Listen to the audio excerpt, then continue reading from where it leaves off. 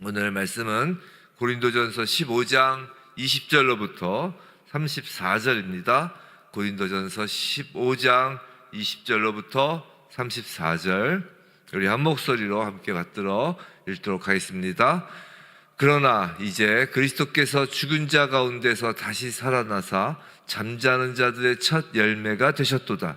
사망이 한 사람으로 말미암았으니 죽은 자의 부활도 한 사람으로 말미암는도다. 아담 안에서 모든 사람이 죽은 것 같이 그리스도 안에서 모든 사람이 삶을 얻으리라. 그러나 각각 자기 차례대로 되리니 먼저는 첫 열매인 그리스도요, 다음에는 그가 강림하실 때 그리스도에게 속한 자요, 그 후에는 마지막이니 그가 모든 통치와 모든 권세와 능력을 멸하시고 나라를 아버지 하나님께 바칠 때라. 그가 모든 원수를 그 발 아래에 둘 때까지 반드시 왕노릇 하시리니 맨 나중에 멸망받을 원수는 사망이니라. 만물을 그의 발 아래에 두셨다 하셨으니 만물을 아래에 둔다 말씀하실 때에 만물을 그의 아래에 두시니가 그 중에 들지 아니한 것이 분명하도다. 만물을 그에게 복종하게 하실 때에는 아들 자신도 그때에 만물을 자기에게 복종하게 하신 이에게 복종하게 되리니 이는 하나님이 만유의 주로서 만유 안에 계시려 하심이라.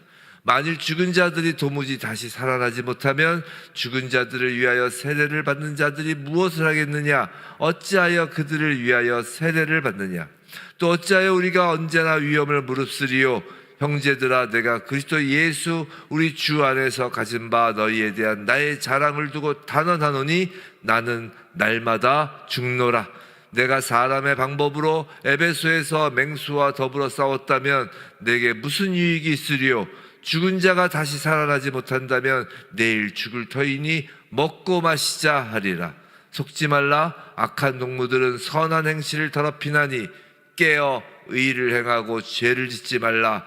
하나님을 알지 못하는 자가 있기로 내가 너희를 부끄럽게 하기 위하여 말하노라. 아멘. 오늘 부활은 곧 사망의 멸망입니다 라는 제목으로 고린도전서 15장 20절로부터 34절 말씀을 받을 때 예수 그리스도의 그 부활의 능력이 우리 삶 가운데 멸망되어야 할, 깨어져야 할, 죽어야 할 그 죄를 십자가에 못 박고 온전한 예수 그리스도의 부활이 우리의 부활이 되기를 주님의 이름으로 축원합니다. 자, 어제 19절까지 해서 그리스도의 부활이 사실이 아니라면 얼마나 끔찍할 것인가, 모든 것이 헛된 것이다 라는 것을 언급한 후에 이제 사도 바울은, 이 성경은 사도 바울을 통하여 우리에게 너무도 다행스럽고 감사한 진리를 선포하고 있어요. 그것이 20절입니다. 진리를 선포하는 것이에요. 그러나 이제 그리스도께서 죽은 자 가운데서 다시 살아나셨다라고 진리를 선포합니다. 그리스도의 부활은 세상의 전체 그 미래가 달려있는 매우 중요한 사실, 팩트인 거예요. 사실입니다. 그리고 본격적으로 이제 부활이 갖는 의미를 바울은 순차적으로 설명하기 시작해요. 오늘 본문이 좀 길지만 그래도 다 보도록 하겠습니다. 자, 첫째 20절 후반부를 보시면 그리스도는 잠자는 자들의 첫 열매입니다. 이것이 부활이 갖는 첫 번째 의미예요. 예수님은 첫 열매로서 앞으로 올 생명의 추수를 보증해 주시는 것이에요. 자, 첫 열매라는 이 표현은 유대인들의 초막절 때 앞으로 더 큰 수확이 있을 것을 표시하며 초막절 때 그 추수한 첫 곡식을 드리는 제사와 연관이 돼요. 사실 초막절은 유월절과 거의 이제 동시에 이제 진행되는데 유월절 뒤에 그 안식일 다음 날에 그 성전에서 첫 열매 다발이 드려지면서 이는 첫 열매로서 예수님의 부활을 예표하는 것입니다. 즉 초막절은 예수님의 부활을 예표한다라고 보시면 돼요. 근데 본문에서 우리가 주목할 것은 죽은 자라 하지 아니하고 잠자는 자들의 첫 열매다. 즉 죽은 자에서 잠자는 자로 표현이 바뀌는 것이에요. 이제 부활의 두 번째 의미를 보면 이 대목이 더욱 잘 이해가 되는데요. 21절, 22절이에요. 자, 그리스도는 둘째 아담이라고 합니다. 그죠? 둘째 아담. 그분이 그리스도가 죽은 자 가운데서 부활하셨기 때문에 모든 사람이 생명을 얻는 것이에요. 첫째 아담이 22절에서 아담 안에서 모든 사람이 죽은 것 같이, 자, 첫째 아담이 죽음을 가져온 반면 그리스도 안에서 둘째 아담은 생명을 가져왔다는 것이에요. 22절, 그리스도 안에서 모든 사람이 생명을 얻는 것입니다. 아담의 죄로 시작된 죽음은 그리스도의 부활로 끝나고 생명으로 옮겨지는 것이에요. 죽음이 끝나고 생명으로 옮겨지는 것이에요. 부활로 말이죠. 쉽게 말해서 죽음이 끝난 것, 죽음이 사망한 것이에요. 그래서 더 이상 죽은 자가 아닌 자는 자라는 것입니다. 성도 여러분, 죽음은 나쁜 것이에요. 사망의 삭시 죽음이 있잖아요. 아니, 죄의 삭시 사망, 죽음이 있잖아요. 죽음은 나쁜 것이지만 잠은 어때요? 잠. 여러분, 잠은 어떠세요? 잠은 좋은 거잖아요. 잠은 휴식이고 안식이며 좋은 의미인 것입니다. 시편에 이런 구절이 있죠. 여호와께서 사랑하시는 자에게 뭘 주신다고요? 잠을 주신다라는 말씀이 있는데, 이 말씀을 가지고 가끔들 잠꾸러기들이 자기들을 변호하는 말씀으로 악용하는데, 그런 의미가 아니라 여호와께서 사랑하시는 자에게 잠을 주신다라는 이 말씀은 하나님의 그 영원한 생명을 가진 자에게 안식을 주신다라는 샬롬, 안식을 의미하는 거예요. 하나님과 함께하는. 자, 그런데 부활은 마구잡이로 일어나는 것이 아니라 질서 있게 이루어집니다. 그것이 23절, 24절 내용이에요. 차례대로라고 하는 것이죠. 23절 차례대로. 이 차례대로의 이 헬라어는 타그마티라는 단어인데, 이건 군사 용어입니다. 군사 용어. 타그마티. 그래서 군사 용어로서 사령관의 명령에 따라 군대가 잘 질서정연하게 이렇게 움직이는 것을 가리키는 단어예요. 즉, 순서라는 개념과 함께 군대의 집단과 같은 질서정연함을 의미한다고요. 자, 첫 번째 열매는 그 타그마티에 따라, 사령관의 명령에 따라 부활의 순서를, 그 질서를 보자고요. 첫 열매가 누구라고 그랬어요? 23절, 첫 열매는 그리스도예요. 자, 그 다음은 누구냐면 예수님이 재림하실 때 구원의 완성으로서 그에게 속한 자, 쉽게 얘기해서 우리 성도의 부활입니다. 그리고 이제 24절에 이제 나머지 마지막 그룹이 나오는데, 그들의 부활은 뭐라고요? 그가 모든 통치와 모든 권세와 능력을 멸하시고 나라를 아버지 하나님께 바칠 때의 부활, 즉 멸하실 때의 부활이에요. 즉 심판의 대상으로서의 부활이라는 것이에요. 다시요. 첫 번째는 예수 그리스도의 첫 열매, 두 번째는 성도의 부활, 세 번째는 심판 대상으로서의 부활이라는 거예요. 쉽게 얘기해서 안 믿는 사람들의 부활이라는 것이에요. 사도행전 24장 15절에 이런 말씀이 있어요. 그들이 기다리는 바 하나님께 향한 소망을 나도 가졌으니 곧 의인과 악인의 부활이 있으리라 함이니라. 즉 의인과 악인의 부활. 성도 여러분, 예수님의 부활은 사망을 완전히 멸망시켰어요. 오늘 제목이 그래서 부활은 곧 사망의 멸망입니다 라고 했죠. 부활은 죽음의 사망 선고예요. 이것은 의인의 사망뿐만이 아니라 악인의 사망까지, 즉 사망 자체가 사라진다는 것을 의미해요. 이것을 잘 표현하는 것이 계시록 20장입니다. 계시록 20장을 보면 이렇게 돼 있어요. 20장 12절에 또 내가 보니 죽은 자들이 큰 자나 작은 자나 그 보좌 앞에 서 있는데 책들이 펴 있고 또 다른 책이 펴졌으니 곧 생명책이라. 지금 책이 두 권이라는 것이에요.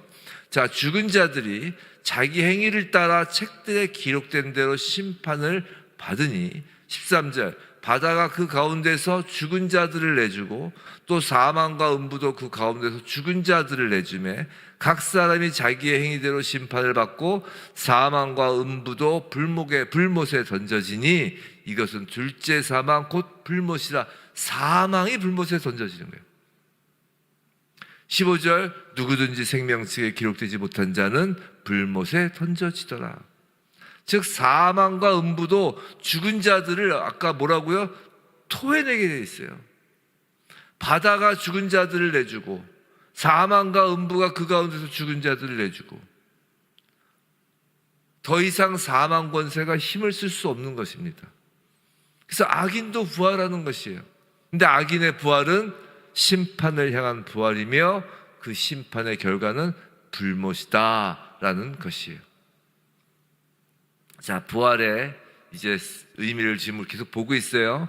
부활의 이제 세 번째 의미는 예수께서 왕노릇 하심입니다. 이것이 25절부터 28절이에요. 먼저 25절, 26절 보면 그가 모든 원수를 그 발 아래에 둘 때까지 반드시 왕노릇 하시리니 라고 하죠.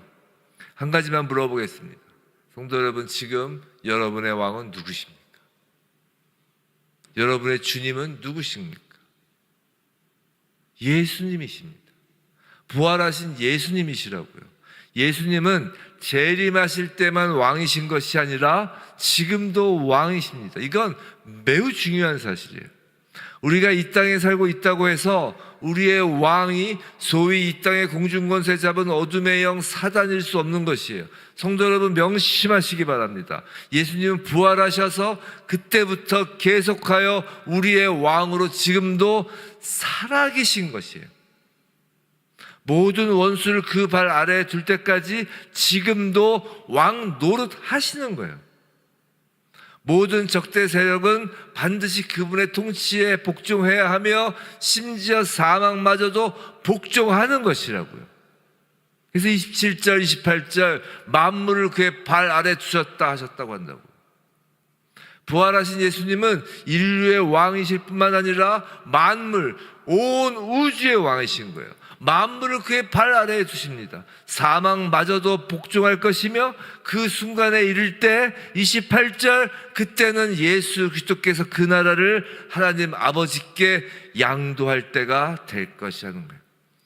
예수님이 하나님 아버지께 복종하게 된다라는 28절 그때 만물을 자기에게 복종하신 이에게 복종하게 되리니라는 하나님 아버지께 예수께서 복종하게 된다라는 것은 예수 그리스도의 품성인 하나님 아버지에 대한 순종을 의미하는 것이에요. 이 순종은 성자 하나님, 성자 예수 그리스도의 신적 성품입니다. 자, 바울은 부활의 그 종말론적 의미까지, 그 심판 때까지의 의미를 설파하고 나서 이제 현실의 문제로 다시 돌아와요. 그렇다면 부활이 없다면 현재 어떤 결과를 미치게 될 것인가 라는 것을 이제 바울이 이야기합니다. 29절이에요. 자, 만일이라고 하죠. 첫째로, 자, 부활이 없다면 현재 미치게 될 매우 실제적인 결과, 첫 번째로 부활이 없다면 당시 고린도 교인들이 관습적으로 행하던 죽은 자들을 위하여 세례를 받도록 하는 것이 아무런 의미가 없습니다. 그래서 29절에 그렇게 되어 있는 거예요. 만일 죽은 자들이 도무지 다시 살아나지 못하면, 즉 부활이 없다면 죽은 자들을 위하여 세례를 받는 것이 무엇을 하겠느냐? 어찌하여 그들을 위하여 세례를 받느냐? 예전에 이 구절을 가지고 어떤 분이 저한테 물어보더라고요. 그러면 죽은 자를 위하여 세례를 받는 것이 옳은 것이냐? 성경에 있으니까 이렇게 하라는 것이냐? 지금 이 말씀은 죽은 자들을 위하여 세례를 주는 것을 바울이 옳다고 하는 것이 아니에요. 그에 대한 평가는 바울이 하지 않은 채, 자, 부활이 없다면 그 당시에는 실제로 행하여지던 종교적 관행이 죽은 자들을 위한 세례인데 그런 종교적 관행이 아무 의미가 없게 된다라는 것을 실예로 든 것뿐이라고요. 분명한 것은 부활이 없다면 이와 같은 관행은 무의미한 거라는 것입니다. 지금 교회는 죽은 자들을 위하여 세례를 주는 관행은 없죠. 그러나 부활이 없다면 현재 행하여지는 세례 역시 아무런 의미가 없는 것은 매한가지라고요. 우리가 세례가 뭐예요? 세례가 그 홍해의 바다에 빠져서 거듭남을 이야기하잖아요. 거듭남. 우리가 십자가에 못 박혀 죽고 거듭남을 의미한다고요. 거듭남이 뭐예요? 거듭남은 예수 그리스도 안에서 부활되었다는 것이라고요. 죽고 살았다는 거잖아요. 우린 새 창조, 이전 것은 지나갔고 새로운 피조물이 된 것이잖아요. 즉 세례는 그것을 상징하는데 부활이 없다면 그 또한 의미가 없는 건 매한가지라고요. 그저 형식적인 종교 행위가 되는 것이죠. 자, 두 번째로 부활이 없다면 실제 삶 속에서 그리스도인들이 굳이 위험을 무릅쓰겠느냐라는 것입니다. 이게 30절부터 32절 전단부예요. 자, 이렇게 이야기하잖아요. 또 어찌하여 우리가 언제나 위험을 무릅쓰리요. 또 이 31절 나는 날마다 죽노라. 바울은 날마다 죽노라 라고 표현할 만큼 매 순간 목숨을 내걸어야 했습니다. 우리가 사도행전을 보면 바울의 그 목숨을 건 행전이 알 수 있죠. 만일 부활이 없다면 사도 바울의 복음을 전하기 위한 그 모든 다른 박질이 헛된 것이고, 부활이 없다면 기독교 역사상 수많은 그 순교자의 피가 헛된 것이라는 거예요. 교회의 모든 사역과 봉사도 그저 인간적인 것에 그치고 그저 사람의 방법에 그치고 마는 것입니다. 실제 삶 속에서 복음을 전하기 위한 노력이 무의미한 것이 되고 맙니다. 부활이 없다면 마지막으로 세 번째, 실제 삶 속에서 성도로서 구별된 경건을 추구하여야 할 이유가 하나도 없는 거예요. 이게 32절 후반부부터 34절이에요. 32절 후반부에 이렇게 되어 있죠. 죽은 자가 다시 살아나지 못한다면, 즉 부활이 없다면 내일 죽을 터이니 먹고 마시자 하리라. 속지 말라. 악한 동무들은 선한 행실을 더럽히나니. 34절 오늘 말씀의 결론이에요. 사망의 멸망. 깨어 의를 행하고 죄를 짓지 말라. 하나님을 알지 못하는 자가 있기로 내가 너희를 부끄럽게 하기 위하여 말하노라. 깨어 의를 행하고 죄를 짓지 말라라는 것입니다. 부활이 없다면 내일 죽을 터이니 먹고 마시자라고 한다는 거예요. 얼마나 많은 인생이 이런 생각으로 살고 있나요? 그런데 속지 말라는 것입니다. 한 번뿐인 인생 마음껏 살아보자고 하는 말에 속으면 안 되는 것이에요. 욜로족이라고 그러나요? 그런 거에 속으면 안 되는 거예요. 부활이 있기 때문에 깨어 의를 행하고 부활이 있기 때문에 죄를 짓지 말아야 하는 것입니다. 부활에 대한 믿음은 우리 삶의 방식에 기초적인 영향을 미칠 수밖에 없어요. 기본적인 영향을 미치는 건 부활이라고요. 성도의 경건은 부활 소망에 기초하는 것입니다. 근데 오늘 말씀 가운데 26절에 맨 나중에 멸망받을 원수는 사망이니라. 즉 사망이 마지막 원수라는 이 사도 바울의 말이 저의 가슴을 먹먹하게 합니다. 저의 가슴을 쿵쾅쿵쾅 되게 합니다. 사망은 말이죠, 정말 참으로 파괴적이고 지독한 원수입니다. 관계를 파괴하고 사랑하는 사람들을 떼어놓는 아주 치명적인 원수입니다. 나이 든 사람뿐만이 아니라 사망은 무자비하게 어린아이까지도 공격합니다. 그래서 역사적으로 사람들은 사망을 패배시키려고 애를 썼죠. 불로초를 찾아다니기도 하고 미이라를 만들기도 하고 어떻게 해서든지 시신을 보존해서라도 사망을 이기려고 했습니다. 그러나 아무리 막강한 권력을 가진 자들이라 해도 이름 없는 백성들과 마찬가지로 죽는 것으로 끝납니다. 사랑하는 성도 여러분, 입버릇처럼이라도 죽고 싶다, 우리 그런 말 잘하잖아요. 아이고 죽고 싶다, 그런 말 하지 마십시오. 이 죽고 싶다고 말한다는 것은 사실 죽음을 소망하는 것이 아니라 삶의 힘든 짐을 그만 내려놓고 싶다는 말이잖아요. 정말 죽고 싶은 사람이 어디 있겠어요? 죽고 싶다라고 말한다고 해서 정말 죽음 앞에 가면 다 벌벌 떨죠. 죽고 싶다는 말은 힘든 짐은 그만 내려놓고 싶다는 말이라고요. 사망은 절대로 소망의 대상이 아닙니다. 뭐하고 싶다라고 말할 대상이 아니라고요. 사망은 파괴적이고 아주 지독하며 아주 무자비하고 잔인한 존재이기에 이를 소망한다는 건 있을 수가 없어요. 그러니까 죽고 싶다라는 그런 말은 부활 소망을 표현하는 말이 아니고 어떤 신앙이 좋은 것처럼 보이는 말도 아니에요. 그건 신앙 없음을 표현하는 말이라고요. 오히려 진정 부활의 믿음을 가지고 부활의 소망을 품은 사람은 오히려 아무리 이 땅에서의 삶이 힘들어도 언젠가 하나님이 주시는 그 안식이 있고 반드시 완성된 구원에 이르는 그 부활의 영화로움이 있는 것을 알기 때문에 오히려 주어진 시간과 공간 속의 삶에 더욱 최선을 다해 열심히 사는 것입니다. 성도 여러분, 우리는 죽어서 천국 가는 것이 아니라 이 땅에서 부활의 삶을 살아내며 잠자는 자로 깨어나 부활의 영화로움으로 가는 것이에요. 성도 여러분, 부활의 복된 소식은 그 끔찍한 사망이 패배하였다는 소식이라고요. 예수님은 죽은 자 가운데서 살아나셨으며 그 살아나심으로 인류에 대한 사망의 권세를 깨뜨리신 거예요.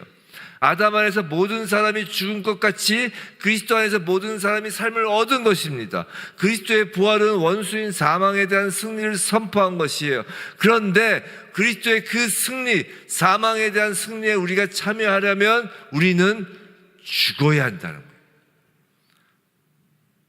죽어야 한다. 죽어야 한다니까 이상하지 않으세요? 아니, 잔다고 했으면서 뭘 또 죽어야 하냐? 맞아요. 소위 육신의 죽음은 이제 더 이상 죽음이 아니고 자는 거예요. 우리에게 죽음은 없어요. 예수를 믿는 우리에게 죽음은 없습니다. 육신의 죽음은 자는 것 뿐이에요. 하지만 예수의 부활이 십자가의 죽음을 통과하여 이루어진 것처럼 그리스도의 부활의 승리에 우리가 참여하기 위해서는 우리도 역시 십자가 죽음을 통과해야 하는 것이에요. 지금 이 말씀 무슨 말이냐면 우리가 이 땅에서 어떻게 살아내야 할 것인지에 대한 이야기를 하는 것이라고요. 부활, 죽음을 통과한 자의 삶을 이야기하는 것이에요. 우리는 당연히 그 권리로 그리스도의 부활의 생명에 참여하는 것이 아니에요. 우리가 무슨 권리가 있어서 그 부활의 생명에 참여하는 것이 아닙니다. 23절 말씀처럼 그리스도에 속한 자로서 부활의 생명을 얻는 자들이에요. 그냥 속하였기 때문에 부활의 생명을 얻는 것이에요. 그렇지 않으면 부활의 완성으로서의 부활이 아닌 24절에서 언급된 심판 대상으로서의 부활로 멸망에 이른다고요. 부활의 승리에 참여하려면 그리스도에 속하여야 돼요. 그리스도에 속하려면 그리스도의 십자가의 그 죽음처럼 우리도 죽어야 한다는 것이에요. 그것이 갈라디아서 2장 20절 그 유명한 말씀, 내가 그리스도와 함께 십자가에 못 박혔나니 그런즉 이제는 내가 사는 것이 아니요 오직 내 안에 그리스도께서 사신 것이라. 성도 여러분, 부활은 죽음을 전제로 합니다. 그 죽음은 육신의 죽음이 아니에요. 착각하지 마세요. 성도에게 육신의 죽음이란 하나님이 사랑하시는 자에게 주시는 안식, 자는 것으로 바뀐 것이에요. 그 죽음은 우리가 전제로 하는 부활의 전제로 되는 그 죽음은 십자가의 그리스도와 함께 못 박히는 거라는 거예요. 성화는 나의 노력으로 거룩해지는 것이 아니에요. 성령의 손에 나의 부패한 자아가 붙들려 십자가에 못 박혀지는 것입니다. 이것이 성화예요. 십자가에 못 박혀지는 것이 성화라고요. 성화는 내가 해도 되고 하지 않아도 되는 그런 정도가 아니에요. 반드시 내가 십자가에 못 박혀야 하는 부활을 향한 죽음이 성화라고요. 내가 사는 것이 아니라 내 안에서 그리스도가 사는 것입니다. 그런 자를 성도라고 하는 것이고, 성도여야 그리스도에게 속한 자이고 언젠가 잠자고 반드시 그리스도께서 강림하실 때 잠에서 일어나는 것입니다. 사랑하는 성도 여러분, 부활하신 그리스도가 내 안에서 사시는 것이 바로 이 땅에서 부활의 능력에 참여하며 사는 것이, 부활의 능력은 잘 먹고 잘 마시는 그런 능력이 아니에요. 배 두드리고 등 따스는 게 부활의 능력이 아니에요. 내 꿈과 이상을 펼치고 세상에서 성공하는 능력이 부활의 능력이 아닙니다. 부활의 능력이란 내 안에 불의한 것, 빛이 아닌 어둠의 영역에 속한 어두운 자아들, 그 불의한 생각들, 감정들, 습관들, 즉 사망에 속한 시기와 탐욕과 거짓과 미움과 분노와 같은 것들이 십자가에 못 박혀 죽는 것이에요. 그것이 그리스도의 승리에 참여하는 것입니다. 부활하신 그리스도, 우리 왕의 통치를 이 땅에서 받는 것이에요. 육신의 죽음이 아니라 이생에서의 그 십자가 죽음을 통과하는 것이 부활의 능력으로 오늘을 사는 것이. 성도란 이 땅의 고난을 피하기 위해 죽고 싶은 사람이 아니라 이 땅에서 그리스도의 부활의 능력, 그리스도의 통치를 소망하며 내가 십자가에 못 박히기를 원하는 사람입니다. 사망이라는 원수에 맞서는 교회의 메시지는 그저 평안하리라라는 거짓 선지자들의 그 메시지가 아니라 십자가에 달리시고 부활하신 주님을 믿고 주님과 함께 십자가에 못 박히고 내 안에서 부활하신 주님이 살아 그리스도의 승리에 참여하는 사람들은 평안하리라는 것입니다. 성령님이 내가 주인 되고 왕 노릇하였던 것들을 붙잡아서 십자가에 못 박으려 하실 때 부활의 기쁜 소망을 안고 기꺼이 내어드리는 저와 여러분이었으면 좋겠습니다. 이 아침에 하나님께서 이 말씀을 주신 것은 우리로 하여금 그 부활의 능력을 부활의 소망 안에서 누리기를 원하시기 때문입니다. 부디 진정한 부활의 능력으로 현재는 이 땅에서의 샬롬과 언젠가 하나님이 사랑하시는 자에게 주시는 그 안식과 반드시 주님 강림하실 때 이루실 그 완전한 구원의 부활의 영화로움을 입는, 그리고 이 모두를 넘치는 기쁨으로 그리고 감사함으로 맞이하는 희수의 부처치 모든 성도 되길 주님의 이름으로 축원합니다.